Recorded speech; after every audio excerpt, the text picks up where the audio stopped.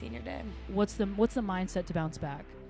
Chuck it and put it in the bucket. I actually have a surprise for you. Oh my gosh, what? Give me your raw reaction to the fact that Florida State back on top of the ACC. This is the only time I'll ever root for the Tar Heels. Ooh.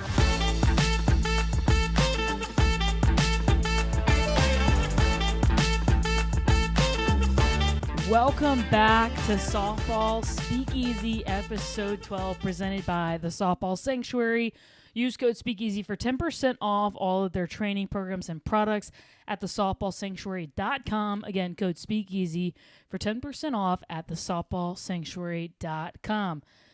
But if you're new here, my name is Raine Wilson, and I'm a former Duke softball player turned analyst and broadcaster. And my name is Kelly Torres, a current Duke softball catcher. Softball Speakeasy is a podcast that'll be giving you next-level access to Duke's 2024 campaign. We'll be following storylines throughout the college softball season, and we'll aim to give you a behind-the-scenes look at what it takes to play softball at the Division I level. Yeah, and if you're hearing this, you know we're together. We're back in person. Woo! Kelly came back to the old apartment here in Gary, North Carolina. Thank you so much, Kelly, for driving over. Seriously. Yeah, 30 minutes now. I know you're busy. I know you're a busy gal. I know finals are coming up. So how are you doing? We have a lot to talk about. We have to talk about the UVA series. We've got to talk about the ACC, Obstruction, Senior Day. A lot to dig into. So just temperature check. How you doing? It's a lot. It's bittersweet. I'd say we are in the midst of finals. So I actually had a paper I finished before this, and I have a paper due tonight, presentation tomorrow. So we're really in the whole storm of it. It was a big weekend. Let's just talk. Let's get right into it. We were talking a little bit before, obviously starting to record, but you all played UVA, and they came into town Friday night, like you said, 12 innings. It was a barn burn. I mean, it was 0-0 until the 12th. You guys pulled it out, then quickly turned around for the very next day. There was rain on Sunday, so you all played 2 on Saturday. And for folks who didn't watch, do you mind just breaking down just what happened throughout this weekend? Yeah. So you touched on the Friday game, 12 innings long, 0-0 until the bottom of the 12th. Then comes the next day, Saturday, senior weekend. So we had our celebration. The seniors were recognized. Families came out onto the field. The mothers threw out the first pitch. Then another close game, we end up losing. And then save you some details, the next game comes and we lose again. So it's not the best to lose 2 on your senior day. No, definitely not. I know that didn't feel good. However, we were talking about this. Got to give UVA credit. For folks who don't follow softball as much or have not been able to follow them this year, UVA is a top 30 RPI team, whereas years past they haven't been in the top 50 even some years. But they're real coach. They pitched really well against you all. And so hats off to them. But I want to ask right off, how do you bounce back from that? Like, obviously, it's emotional loss. It's to come on senior day, all of your families are there, and to lose that doubleheader and lose a series. And we'll talk about this a bit later, but for Florida State now in number 1 in the ACC because of it, what's the mindset to bounce back? Mindset is it's part of the game. It is part of the game, baseball, softball. You're not going to always be on. And that was one of the weekends. So you're not going to get to where you want to be without adversity. Right. And if this is our adversity, so be it. Let's take it and move on. Coach Taylor's mom is the one who actually came up with it and then told Coach Taylor. But a big thing that we're kind of harping on is, chuck it and put it in the bucket. It's over with. We're moved on. That's not going to stop Team 7 in our goals. Yeah. Yeah, and it also, I think it just reminds you that any game, it's anyone's game on any given day. I don't know if that's probably the incorrect order to say that, but what, from the X's and O's standpoint, anything can happen, right? They won those 2 games, but can you put into perspective for softball fans what you all feel like X's and O's wise you need to do better to go to Oklahoma City? Yeah. Well, before the second game on Saturday, coaches had a meeting with us. The coaches left and then kind of brought the team back together. And I was like, what do we feel? Because I felt like we were making adjustments. I felt like people were trying to get on top of the ball. But I felt like they wanted it more than we did. It wasn't so much of adjustments or playing hard because we do that. But it was the want. We didn't want it. and Virginia did, and it shows. And it was weird in the booth. And I always used to get frustrated by this as a player, people being like, you guys didn't have energy and whatever. And this is kind of unrelated, but I'm calling the Duke Florida State baseball series this weekend, something new. That's crazy. But I was listening to the coach interview, or one of the interviews of the Florida State coach, Link Jarrett, and he said sometimes good teams make you play bad. And I think a lot of times people forget, like, oh my God, y'all's energy was down. You didn't feel it. Like, it felt like that in the stadium, in the booth. It felt like it just, even though they were up by 3 runs at one point, it felt like a mountain. But sometimes good teams make you play that way. But at the same time, you have to find that way to turn the switch. And that's a hard thing to do, right? But, and I was trying to explain this to Danny, my girlfriend, who doesn't really know softball. You know her, obviously.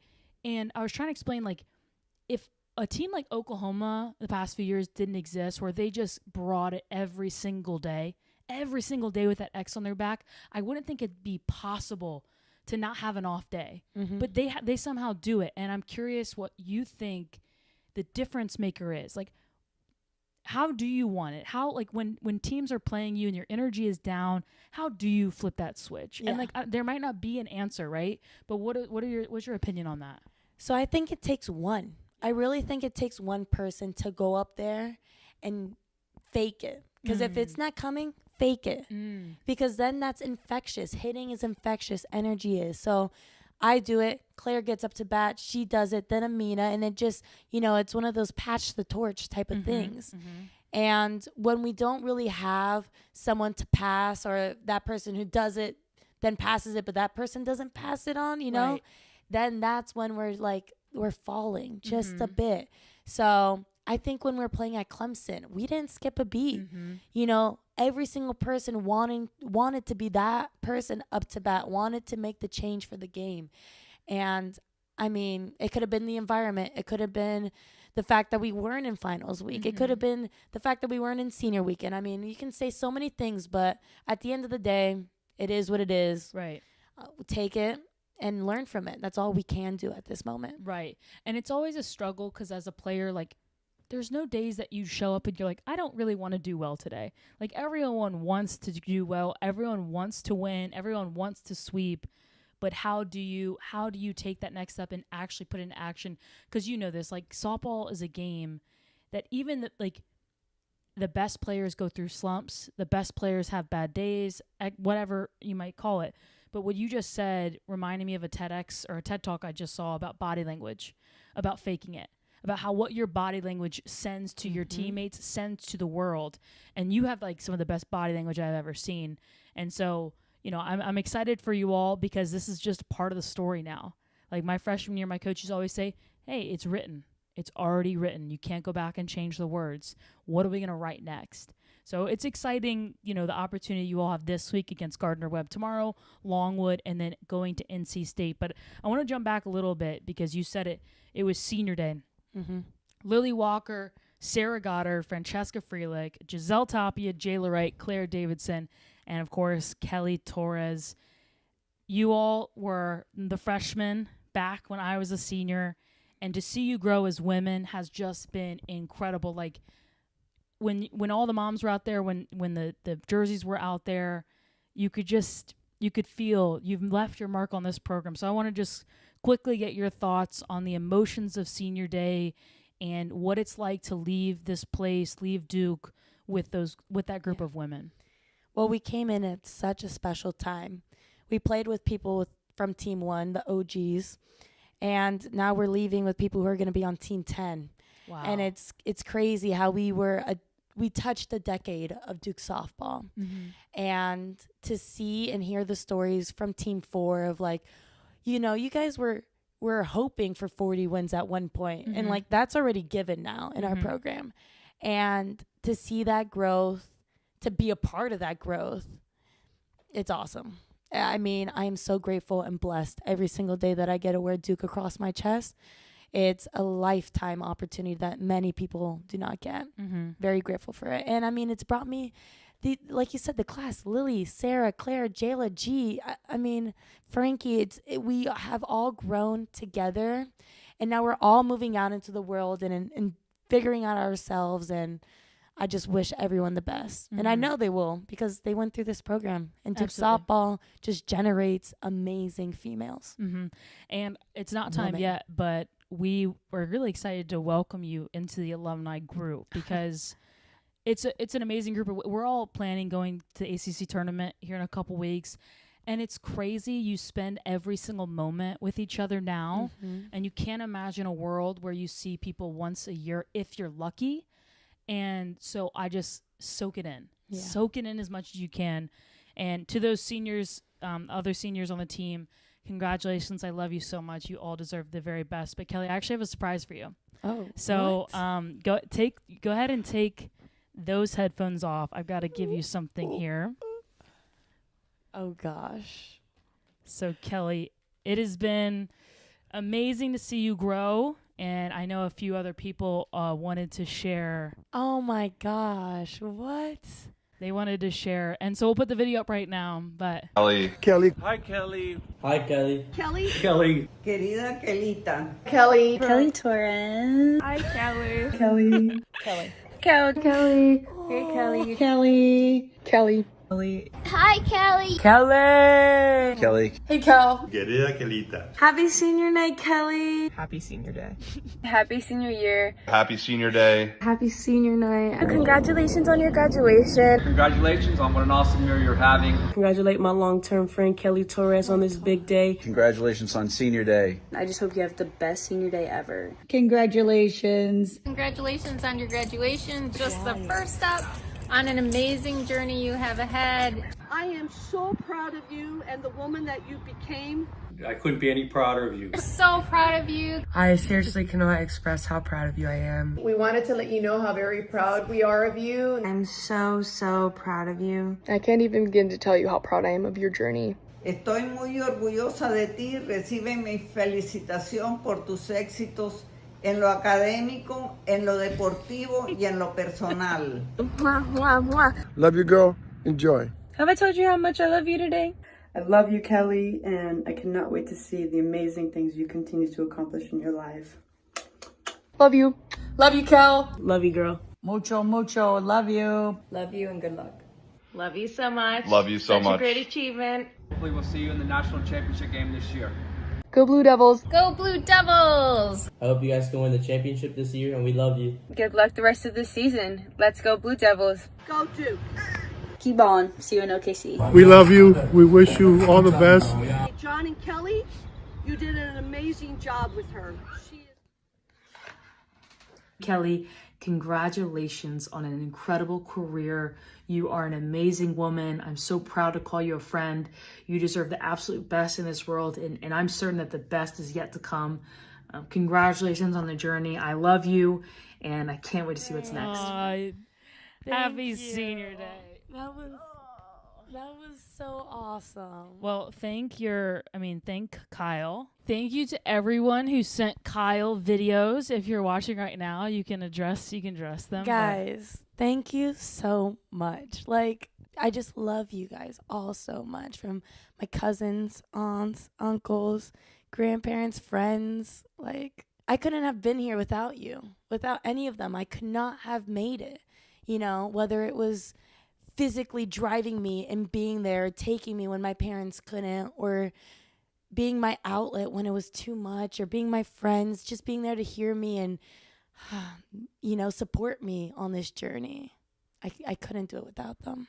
Yeah, and what a village you had. I mean, for those of you who submitted videos for Kelly, thank you. And I know we couldn't put every single second into the video, otherwise it would have been a 50-minute long video. But Kelly, I'll send you all of the full videos from your family and friends, and you deserve it. I mean, happy senior day. Thank you. It's so interesting seeing all these videos, because I don't know, a lot of your village, but they all have this somewhat of the same themes. Like, you're amazing, you're authentic, they're so proud of you, and that doesn't happen by chance, So happy senior day, and the best is yet to come for Kelly Torres. Thank you, Raine. Thank you, everyone. So senior day was emotional, but it's not over yet. Season's not over. Your time at Duke's not over. We're not wishing it away. So I want to dig into the ACC, kind of wrap up this past week and talk through a very, very interesting standings change from this past week that we kind of already touched on. But well, Boston College almost took one from FSU. I watched that game. That was crazy. I know. And they were so close. For you all, that would have been nice because now Florida State, crazy enough, stands at the top of the ACC once again, to the chagrin of Duke fans and the chagrin of Clemson fans, and Virginia Tech fans as well. But I mean, it's crazy going into this year. Florida State's been at the top, and we've talked about it all season long about it's a down year and this, that, and the other. And they've quietly won a lot of games. Yeah. 10-game win streak, 15-3 in the ACC, standing at number 1. Give me your thoughts. Just give me your raw reaction to the fact that Florida State back on top of the ACC. It's disheartening. And I think this is the only time I'll ever root for the Tar Heels. Ooh, because UNC's good. UNC can take one from FSU, and that's all we need is for them to drop one, because then I think it goes back to it's head-to-head. Head-to-head, and we beat them. So let's go UNC. Yeah, y'all got to take care of business against NC State, though. Yes, we do. Let's stay present. Yes. We got to do we got to do what we got to do. But then after that, let's go Tar Heels. Let's go Tar Heels. Yeah, I'm going to definitely clip that because that's something I don't think you've ever said. Nope. But yeah, Florida State stands at the top, but they come to Durham for the ACC tournament. So a couple weeks away from the ACC tournament. We've kind of spoke about it. The alums are coming back. How does it feel to be hosting? Like, have y'all talked about that as a team? Is that like kind of what you kind of discuss in the locker room? Like, it's a really, really cool opportunity, but have you guys touched on it? I mean, it's been mentioned, but I don't think we've really had a sit-down discussion about it. I think we're trying to stay present. We do have a bye weekend, so hopefully that will be more our preparation for the tournament. But what a better way to end. Like, name a better way. How we win the ACC freshman year, and now we have it my senior year, hosting the first time ever in Duke softball history. So, and with a new video board. That thing is sweet. That thing is big. And it's going to be... when do they think it's going to be ready? Ready by Wednesday's game. Got it. Wow. Yep. Cool. I'll be there. That's exciting. Wow, that's super exciting. Well, so that's coming up May 8th through 11th. We're in talks to do a live podcast there. Yes. We're in talks. We're trying to figure that out. We don't know the schedule of Duke yet. And also we want to respect what you have going on. And so we'll see. I think what would be fun, though, maybe, is to do the podcast there with some alums jumping in. We'll see. We don't know. We might not do anything. We might do everything. We're not sure yet. We will keep you all updated. But definitely look for the alums at the ACC tournament. And we'll all be wearing the same thing. So I'm not going to say anything else, but we'll all be wearing the same thing at the ACC tournament and be super rowdy. So you'll be able to spot. You'll be able to spot us. Okay. You'll hear them before you see them. You'll definitely hear us because we're going to be loud and rowdy and potentially I'm maybe inebriated. We're not sure yet. So really excited for that. But across the softball landscape, it's been a wild few weeks. Like the parity we talked about last week, the parity is, for me, it feels like an all-time high. And as a voter in the Softball America poll, that is... I've been into a couple Twitter wars here recently. It's hard because there's so many good teams across the country. But one of the series that was spotlighted this past week, or spotlit, I don't know. Lit. One of the series that was on the radar this past week was UCLA versus Stanford. And UCLA ends up sweeping Stanford, beating Nyjah Kennedy twice. You know Nyjah Kennedy, of course, from the Super Regionals last year. But one of the plays was on an obstruction call in extra innings that allowed UCLA to score. So have you seen the video? You haven't seen the video. So I'm going to show Kelly the video live, and we're going to get her reaction. We're going to pop up the video right now. No, that's not obstruction. Whole back plate is open. It's not. So that's what you're taught. That's what you're taught. To stand right there in the corner and leave the back half of the plate open for the runner. So let me ask you this, Kelly. Do you know the actual letter of the law for obstruction? No. You don't? But I you do know. You know. can describe it, though. I can describe it. Once you have the possession of the ball, you are able to you know, I can sit on the plate if I want to, if I have the ball. Mm-hmm. That's true. So I think what you said is perfect, the back half of the plate. But I'll read the letter of the law for you all out there listening. And it's also, as long as you know where to set up, it doesn't really matter if you know the words, right? Like, so obstruction occurs when a defensive player, neither in possession of the ball nor in the act of fielding a batted ball, impedes a batter's attempt to make contact with the pitch or impedes the progress of any runner who is legally running bases on a live ball. It can be intentional or unintentional. While not in possession of the ball, it is obstruction if the defensive player blocks any part of the leading edge of first, second, third, or home plate. So I'll actually pop up. I have a picture. The leading edge is it's hard to do you know how to describe that? It's really hard to describe. Leading edge? I'll pop up the photo here, but oh, okay. Yeah, so the leading edge is if like the front left corner of the plate down, like out towards third, and then to the back left corner to the foul line. That's the leading edge. Okay. So what you basically said, like give them the back half of the plate. What they changed about that rule this year was that the throw could take you into that lane. Yes. And if you're making a legitimate like move towards the throw, you're good.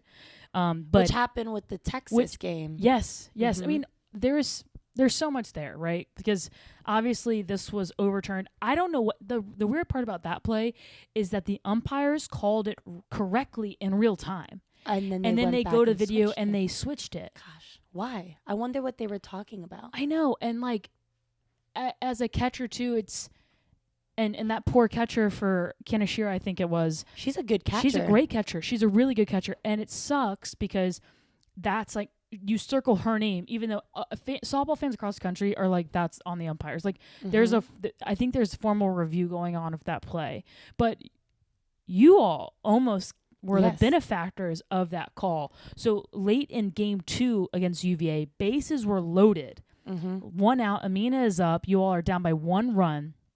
Shot to the third baseman. She taps on third, throws it home, tags the runner out at home. Double play in the game. It was an amazing play. Really great play. Immediately went to review, and that was the longest review I've ever seen in softball. It took a while. Well, because it was so long, I was like, oh, we're getting it. Yeah. You know? Yeah. Also, another thing Coach Taylor mentioned, she came out and was like, if that call last night, talking about the UCLA-Stanford call, was obstruction, then this right here, no doubt, is an obstruction call. And we didn't end up getting it. But what does that say now to all softball? Because that one call was made. Now we're thinking, oh, we should get that call. Right. So, yeah, and it sucks because people were kind of like angry at UCLA. You can't be mad at them. They're using the rules. The same thing y'all did. That was the only thing you had left to do. Coach Young immediately arm out obstruction because do you remember in Charlotte last year in the regional? Do you remember there was bases loaded and the Charlotte catcher was cut like blocking the plate before she got the ball, but the play was not even close. But Coach Young asked her to review and she was called safe. Do you remember it? I think I do. And it was wild. It was everyone wild. Was like, our fans were yelling, their fans were yelling. Oh yeah, it was crazy.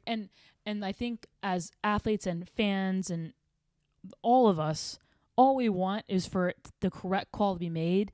And although they tweaked the rule from last year, it still needs to be tweaked, right? Because it was made so that people couldn't stand in front of the plate, someone slides into them, then you tag them, obviously. But, right, it sucks because the umpires, all they're trying to do is get the call right. The one that was bad. That was bad. That was really bad. And normally I try to give them the benefit of the doubt now, looking back. Of course, when I was playing, I was like so hard on the umpires, but I wonder if the runner didn't slide like straight through. If she did maybe like a hook slide, it probably wouldn't have been an obstruction call. That's true. Because it didn't look like the catcher was in the way. I have a question for you. About the future of the game. I would argue that with video review, coaches are going to start teaching to slide head first more and more and more because your hands can get down as opposed to your feet up. And I'm also seeing, those gloves? Yep. They act as a very very good contrast to the ground versus your hand. So it happened in Clemson. Claire threw an amazing throw. I put a tag down. Yes. And I thought she was out by a mile, like not even close, right? Back in the video, I look back. She sneaks her hand through. Yep. But because it was with the mitt, you could see it. If it was her hand, you weren't going to be able to see that. Would not have been like. And here's close. what I think coaches should start doing. Well, actually, I guess it doesn't matter as long as there's contrast there. What I would do, maybe this is not legal. We should look at the rule book. Buy those mitts and buy them in white. That way, and cleats. Wear white cleats. Why white cleats? Because think about when you step on first base. Imagine your foot is on video replay. It blends. It blends right into the bag. Oh my gosh. I think there's untapped potential here. There is. And the gloves. I don't know if the mitts are You know what makes legal. me upset about the gloves? What? Is that you can so tell. You know what they should do? They should have people who have the gloves stand to make sure they're the same height as their other arm. Because I was seeing, I don't know if it was Virginia or Clemson, one of our most recents, they put it on first base, and like the glove, it's like all the way up there, and they're just tying it around their hand. Yeah. It makes your hands like a Why whole, wouldn't you? I mean, yeah. Why wouldn't you? Literally put that thing 6 inches, and that's what I'm saying about sliding head 1st. Because you can reach and you can't reach with your heel or your toe. Your toe goes up.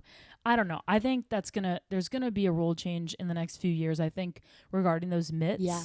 There might be a rule. I should know that. I think with video review, the umpires are now going to go with the safer route. And then if the coaches want to object or whatever, they go for it. So I also think it's going to make umpires more like careful. Yeah. And like they don't want to be like the risky out, or what they believe in their heart is the correct call. Right. Well, it's interesting too about the play against UVA when you all asked for obstruction, video reviewed. A few people texted me and they're like, clearly it's not indisputable if it takes them 3 minutes. Yeah. And I wonder if there's going to be a time limit. But I think that's silly, just because the goal should always be to get the call right. Even if it takes 3 minutes, 4 minutes, 5 minutes. As a player, I'm sure you're the same way. It was always like, I just want it to be correct. Yes.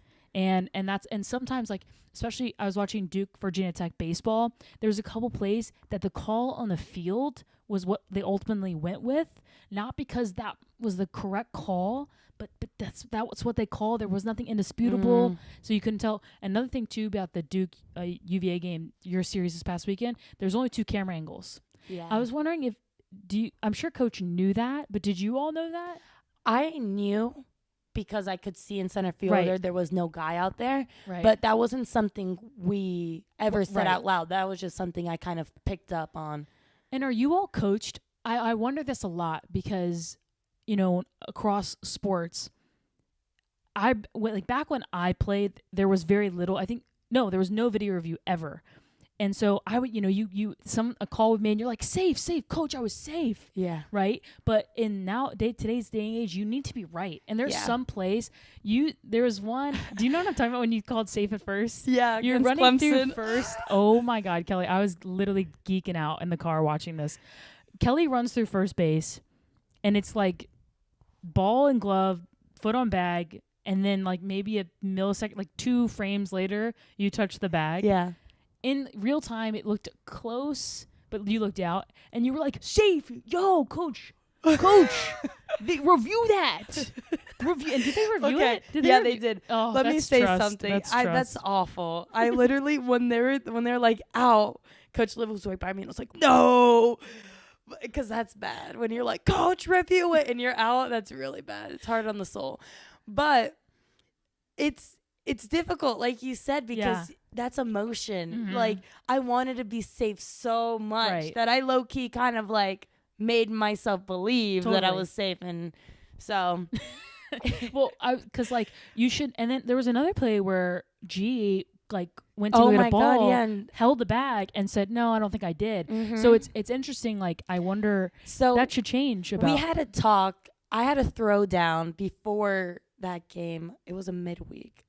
Anyways, I had a throw down. Amina laid a tag, but she was called safe. My throw took her a little to the right. Yeah. But Amina came back and was like, I think I got her. And then after the whole day's over, we went back and she was out. Right. And so coach kind of made this like, she came to us in a meeting and was like, hey, like if you believe you're safe. Like, I trust you guys. You guys are out there. You're making the plays. Like, tell me. Yeah. And then we'll discuss as a staff if we want to use it. Right. So then Clemson. Yeah. And then I was like, you. And then coach is like, I got you. Well.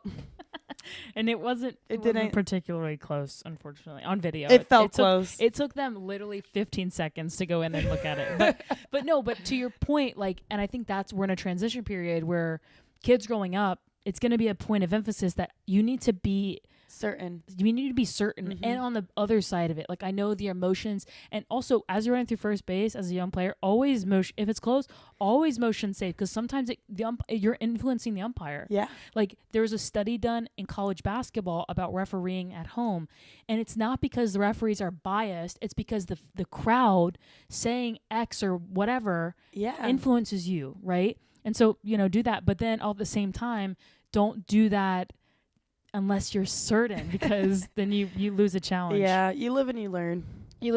And I just think it's so cool that, like, 3 years ago, there was no replay review in regular season. It's really cool that this has come as far as it has. It's awesome. I wish we had more than 2, because then something happens early in the game. You're like, what if something happens later? We want to save it, but then nothing happens. So you could have reviewed that play, and that could have changed the rest of the game. So I wish, hopefully in postseason, they can do maybe like an unlimited amount. Nah, I think that the rules are still 2, and then the umpires can ask. But sucks for Stanford in that call. But also, like, what shoulda, coulda, wouldas. They didn't score in the bottom half. Like, things can happen. Whatever. But I think to your point about postseason, I think it's that leaving early review and that obstruction, it's gonna rear its head in an ugly way, and it sucks for the people on not even the bad, for the leaving early. I don't have much sympathy, but for the obstruction, like, it stinks that might hurt someone's season. I don't think another call is gonna happen like that again, though. I don't. But dude, it happened in Charlotte last year. It happened for the benefit of you all. Yeah, but that was actual obstruction. Even though by the letter of the law. Yes, that was what happened was not obstruction. That's true. And well, so that angle wasn't the best, though. But I agree. No, I agree. It wasn't obstruction. But yeah, we'll see. We'll see. Put it here. I bet there will be a call. All right. Tune in. Comment below what you guys think. We're gonna clip this in a couple of weeks from now. Yeah, when Kelly is called for obstructing. And then I'm like, what? I'm so emotional on the field. You really are. But it's honestly, it's good emotion. You don't ever come across as like pouty or like drama, which is nice as a viewer of the sport, at least. Good emotions. So let's move on to listener questions. So we posted something on Instagram, and we asked you all to send listener questions. We got a bunch, so I'm going to read a few, and they're pretty quick. Okay. But at It's Katie 13 asked, what are your thoughts on cheers specifically against pitchers? It's part of the game. I have a different opinion. It's part of the game. I think we don't fight. We aren't hitting people intentionally. I think that is our way in this sport to get into the opponent's head. Right. No, it's gamesmanship. You're right. I just think, like, God, I mean, I have no problem with, like, throw it in the dirt, like, all that stuff. Yeah. The ones where they're, like, counting out how many balls they've thrown. I never liked doing it as a player. Yeah. I get it, and I'm not saying no one should do it, but it just felt icky. It felt like classless in a way. I think that cheer doesn't come out until you need it to come out. Yeah, that's true. True. I think the last time we did it against Virginia, but we were losing. So we want the pitcher to throw balls, you know? And you touched on it earlier. If you're constantly hearing that, like, we're trying to get in that pitcher's head. Yeah. So I don't think if you're winning by 10 runs and you're like counting out the balls, that's cruel. Come on. That's what are you cruel. Doing? Yeah. That's cruel. But yeah, no, I think there's a time and place, and also it also depends on how chippy they are as a dugout. If they're super chippy and rude, but like more, a little aggressive with cheers, then we've had some aggressive cheering. Who's been the most aggressive cheering team? Most aggressive cheering team. Oh, this is I know exactly who it is. Oh, you know what? I think it was Charlotte. Oh, that checks out. I remember playing them and being like, dang, they're like pretty loud. Yeah, I have two two Charlotte stories. So one from G. G got thrown out at first, and she's walking back, and G gets pretty mad when things, happen, and it's just who she is. The dugout's just like, yeah, see ya, like taunting her, and she walks back. Like she does. She walks back. So on the way, G's like, bro, look at the scoreboard, because we were winning by a bunch. And then over the fall, we played Charlotte, and you know how Cass has this lean back in her motion? Every single time she leaned back, they were like, they were saying, oh, when they'd release it. Every single time she went back. And so when I was catching, I started doing it to the hitters when they swung out. When they swung and missed, I was like, oh, really loud. And then they stopped. Yeah. Well, it also sucks when you do that and Cass strikes you out like every single time. Yeah. Because she kind of did that. She did. But it's like, no, pick your battles. But it oftentimes is not even like a culture of a team. It's just sometimes who's in the dugout. Like who's I don't want to say role player, but like sometimes the core dugout, there's like a crew. Like back in when we played, the most rambunctious dugout person. Do you know what I'm gonna say? Let's say who you think on the team we played on together, who is the most like into it dugout person ever. Ready? Yeah. 1, 2, 3. Sydney Bolin. Yes. She was, dude. She was never mean, but she was just so the hype man. She really got the dugout going. I think that was one team where a coach never had to say, pick up the energy in the dugout, because Sid Bull carried that title. She was like, this dugout is going to be lit. And like she made it every single game. She made it lit. She made it lit every single time. But there were times, maybe if we have Sid Bull on the pod, she'll speak to this. There were times, especially after I tore my ACL. Obviously, I was in there every single moment, in the dugout. And I remember like when things weren't going well on the field. At times, you were on the field, so you don't remember. You weren't there for this. Coaches sometimes, and it's kind of like when there's someone messes up on the bases. And the third base coach turns the dugout and like rips yelling. The dugout. But the person who did it's on the field. Yeah, as like a teaching moment. Yeah. It's like a way, we all get it, whatever. Yeah. But like especially on the field, like when y'all would play on the field, we're in the dugout, and we always had energy. Like I'm gonna forget people, but like especially Kendall and Sid. Like we could have said Kendall there too. Yeah. But Sid just loud, man. Yes. They would, especially Coach would like turn to us and like get on us, and we'd be like, what the heck, man? Like we didn't even make that They error. just wanted an outlet. Also, when you are that person on the field and you look over, you know what the heck is going on in that dugout. Like you know they're getting reamed for what you did. So it's like, ugh. Yeah, so cheering is an interesting. We'll have to talk about this again on a different episode too, because there's a lot there. There's a lot there. It depends. The most actually I want to ask you this, because I have an answer. What team in the ACC is the most rambunctious cheers, if you will, or most aggressive cheers? Rowdy's dugout in the ACC. I was gonna probably go with like Clemson, but not because of their players. Oh, it's the fans. No, because of this one GA that they have. Oh, the guy. He's got a TikTok. Oh, does he? You didn't know this? No. I've seen him on TikTok. That guy, I've never seen his mouth close. He's got some energy. I've never seen so much energy come from a human. Like you could, like, everyone in that dugout can be quiet and it can just be him cheering and it'll still be one of the loudest dugouts. Oh man, yeah, he's got some good TikToks too. Yeah, I wish I knew his tag. I would say let's tag him. UNC's got some good cheers too. Yes, UNC has good. They get after it. Yeah. There's a lot of teams. Chill. You know who's?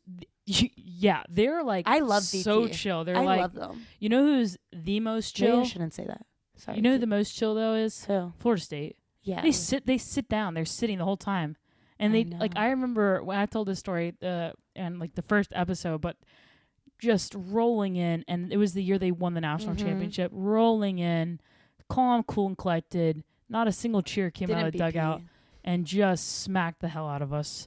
God, that was good times, man, good times. But no, I respect it. I also wonder, like, you look at the MLB, like college guys obviously get like rowdy. They don't have cheers, but I wonder if Florida State sitting down, not really doing that much stuff, is an energy saver. Mm-hmm. Like, It kind of is. Like, think about 56 games throughout the year, and you always have to be standing, cheering, yelling. Like, that's energy. Also think if you want to be a consistent team and you want to be high energy and then you want to keep that, it's difficult. Yeah. It's not difficult to keep, like, a constant chill confidence. So, yeah. I think that's what Duke's kind of been doing. Like, we haven't been really high. We haven't been really low. We've just been, like, right there in the middle. Right. And, well, also, Coach Young used to always say, you know, there's like an energy level, like what, I don't know the exact term, but like an energy level that you're your best at. And when you have introverts, it's exhausting to try to keep it at a level 8 all year long. Whereas you've been on travel teams, I've been on travel teams where it's like you have those 4 or 5 girls, that's their normal baseline. They're at their best when they're at 8 and 9. And when they're at 6, you're like, whoa. So they can keep the energy up like that, but you can't really manufacture that and fabricate it because it just wears you out as an introvert. Interesting. Anyway, we'll move on to the next listener question. This one's a really quick one. Okay. _Jada Marie says, what's your favorite dugout snack? Ooh, favorite dugout snack this year has been Rice Krispie treats, but I've been like stepping on them and smushing them. So they're like very, very thin. They taste 10 times better that way. So if you're about to eat a Rice Krispie treat, go step on it. Heck yeah. Heck yeah. I love that. So J Nix 101 asks, Kelly mentioned she was a bowler. What's her average? Average? I do not remember. I think my highest game was probably around like 160-ish. Nice. Weren't bad. I don't know. That means. I mean, 200 is like a perfect game. I thought 300 was perfect. Oh, 300 is a perfect game. You're right. So you got 160s? Yeah. That's great. All right. The last listener question we have is Julia Grobman. Is this a friend of yours? Yeah, both of them. Jada and Julia. Hey, Jada and Julia. What is the most memorable travel ball experience you had as a child? It's difficult to put one. So I can think about like the JO Cup with Gold Coast Hurricanes, the Junior Olympic Cup. We did really, really good on. I think we got third. That was one of my favorite tournaments. Julie was not on that team. But if we throw it back to when Julie was on the team, the Bat Buster days with Michelle Nevling, she was part of that video. That was fun. Nice. That was really fun. We were a really connected team, and we traveled a lot of places. Like, travel softball took you around the country. Yeah, absolutely. I'm the same as you. There's so many memories that just come flooding in. But my most memorable ones are actually not like positive ones, unfortunately. Like, there's a few. I'll go with this one. So I played on the Richmond Diamonds. Shout out Richmond Diamonds, small town Virginia travel ball team that we were actually really good. And we had that chip on our shoulder, you know, like we weren't a big team. We were a small town. Like we're going to come and beat your butt. And we played like local tournaments during the summer, and then we'd go we played like 2 big ones, like Atlanta Legacy, and then we'd play in the Nationals. TC? There was no T's. I don't know what that is. It was at the time, PGF was just coming out, like his first year ever. Triple Crown is TC. Oh no, we did the biggest one ever. It was 12U for us. Was ASA. Okay. At the time, that one was like the big one. Then the next year we played ASA again, but that's when PGF was getting big. I don't know. Anyway, we go, and at the time it was like, of course, we had heard about the OC Bat Busters and the Firecrackers, and even like Gold Coast. I don't know if they were around, but I remember hearing of all these big teams, and so we'd go to nationals and be like, this is our time to like show out. And day one, we get matched up with the Bat Busters, and they had this girl who was like the next biggest thing in the world, I guess. It felt like that's how we felt, and we won. We like beat them 4-0. And we go to the other, and this was just our moment. And I built things up like it was the World Series. And then we go to the next field, like we're to watch or something. And we were walking around, and I heard people say our name 3 different times. Oh my, who are the Richmond Diamonds?